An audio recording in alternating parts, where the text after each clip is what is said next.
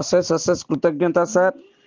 ସୁନ୍ଦର ଭାବରେ ଅଳଙ୍କାରକୁ ନେଇ ଆଜିର କଥା ରଖିବା ବେଳେ ଆମ ପିଲେ ଜାଣନ୍ତି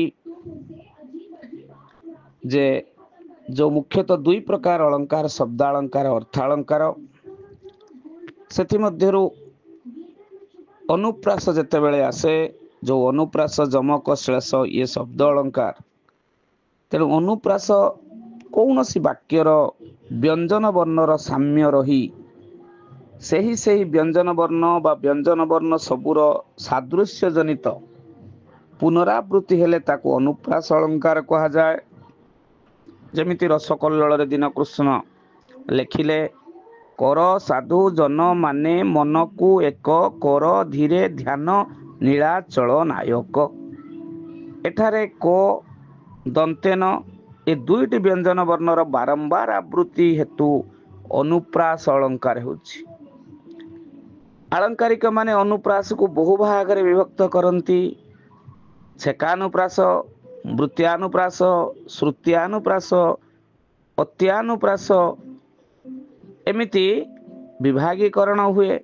ଆଉ କେହି ଆଦ୍ୟାନୁପ୍ରାସ, ମଧ୍ୟାନୁପ୍ରାସ, ଅନ୍ତ୍ୟାନୁପ୍ରାସ, ଛେକାନୁପ୍ରାସ, ଲାଟାନୁପ୍ରାସ, ଶ୍ରୁତ୍ୟାନୁପ୍ରାସ ଏମିତି 7 ଭାଗରେ ବିଭକ୍ତ କରନ୍ତି।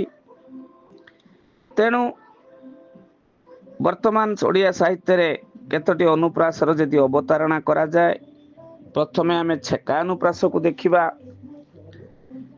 ବହୁ ବ୍ୟଞ୍ଜନ ବର୍ଣ୍ଣ ଥିଲେ ଉଚ୍ଚାରିତ ହୋଇ ଏକାଧିକ ବାର ପର୍ଯ୍ୟାୟକ୍ରମେ ବାରମ୍ବାର ଉଚ୍ଚାରିତ ହେଲେ ଛେକାନୁପ୍ରାସ ହୁଏ। ଯେମିତି ଲାବଣ୍ୟବତୀରେ ଉପେନ୍ଦ୍ର ଭଞ୍ଜ ଲେଖିଲେ, ଦେଖି ନବ କାଳିକା ବକାଳିକା ମାଳିକା ଆଳି କାଳିକା କାନ୍ତ ସ୍ମରି ରକ୍ଷା କେମନ୍ତ କରି କରିବା ମତ୍ତ କରି ଗତିକି ଏମନ୍ତ ବିଚାରି ସେ ସହଚରି।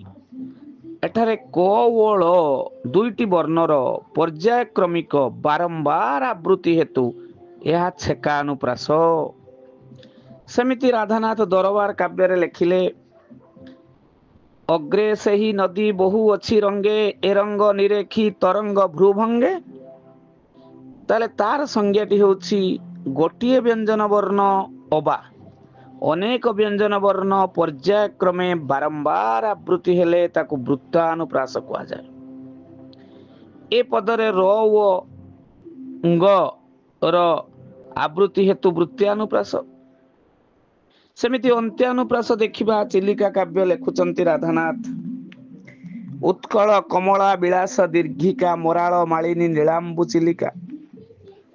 ଏହାର ସଂଜ୍ଞା କହୁଛି ଉପାନ୍ତ ସ୍ୱର ସହ ଅନ୍ତ୍ୟ ବ୍ୟଞ୍ଜନ ବର୍ଣ୍ଣ ପଦ ପ୍ରାନ୍ତରେ ବାରମ୍ବାର ଉଚ୍ଚାରିତ ହେଲେ ଅନ୍ତ୍ୟାନୁପ୍ରାସ ହୁଏ। ପୂର୍ଣ୍ଣ ମିତ୍ରାକ୍ଷର କବିତା ମାତ୍ରକେ ଏହାର ଆଦର୍ଶ।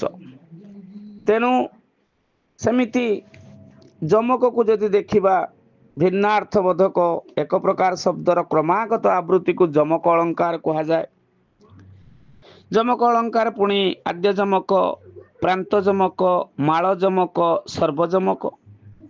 ବର୍ତ୍ତମାନ ଓଡ଼ିଆ ସାହିତ୍ୟରେ ଯେଉଁ ବ୍ୟବହୃତ ହେଉଛି, ଆଦ୍ୟ ଯମକ କହିଲେ କବି ସୂର୍ଯ୍ୟ ବଳଦେବ ରଥଙ୍କର ଜଗତ କେବଳ। ବରଜି ବରସେ ଦେଇ ମାନସ ବରଜି ବରସେ ଅମେଧ୍ୟ ଗ୍ରାସ ଦେହେ ମନ୍ଦାକିନୀ ରଜ ଲଗାଇ ଗ୍ରାମ ସୁକରିକି ହୋଇବ ଗାଇ।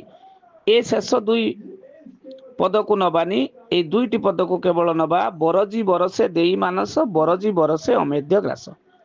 ଏଠାରେ ପ୍ରଥମ ପାଦ ଓ ଦ୍ୱିତୀୟ ପାଦ ଆଦ୍ୟରେ ବରଜି ବରସେ।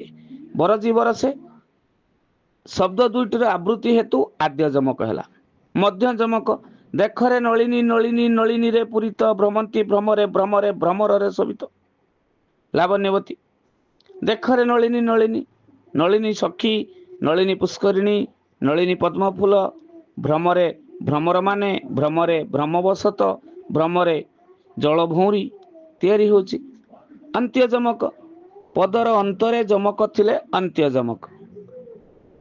କ୍ଷେପଣୀ କ୍ଷେପଣେ ତୋହରି ସଲିଳେ ହୀର କର ଉତ୍ସ ଉଠିଲା ସଲିଳେ ଚିଲିକା। ସଲିଳେ ଜଳରେ, ସଲିଳେ ଲୀଳା ସହିତ। ସର୍ବଯମକ ପଦର ସର୍ବତ୍ର ଯମକ ରହିଲେ ସର୍ବଯମକ।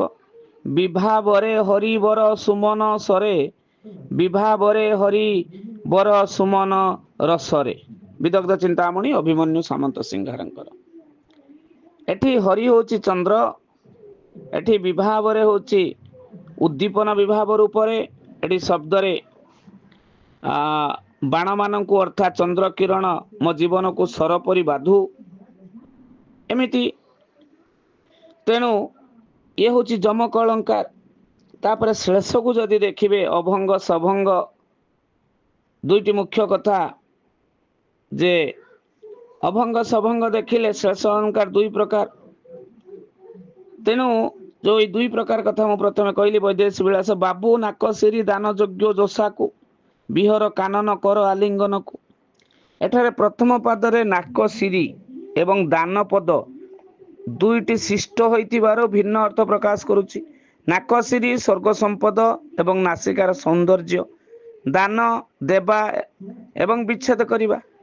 ଏ ପଦ ଦୁଇଟି ଖଣ୍ଡିତ ନ ହୋଇ ଭିନ୍ନ ଭିନ୍ନ ଅର୍ଥ ପ୍ରକାଶ କରୁଥିବାରୁ ଅଭଙ୍ଗ ଶ୍ଲେଷ। ଦ୍ୱିତୀୟ ପାଦରେ କାନନରେ ଅର୍ଥାତ୍ ବଣରେ, ବିହର ଅର୍ଥାତ୍ ଭ୍ରମଣ କର। ଏଠାରେ କାନନ ପଦ ଖଣ୍ଡିତ ହେବା ଦ୍ୱାରା କାନ, ବିହର ଅର୍ଥାତ୍ କାନକୁ ଛେଦନ କର, ଆଲିଙ୍ଗନ ନ କର, ଏପରି ଭିନ୍ନାର୍ଥ ବୋଧ ପ୍ରକାଶିତ। ତେଣୁ ଦ୍ୱିତୀୟ ପାଦରେ ସଭଙ୍ଗ ଶ୍ଲେଷ ରହିଛି। ଏ କଥା ଗୁଡ଼ିକ ଆମ ପିଲେ ଭଲ ଭାବରେ ଜାଣନ୍ତି। ଆପଣ ଯାହା ପରୋକ୍ଷରେ ସୂଚନା ଦେଲେ ସବୁ ପ୍ରକାର ଅଳଙ୍କାରରେ, ତେଣୁ ଆପଣଙ୍କୁ କୃତଜ୍ଞତା ଜଣାଉଛି।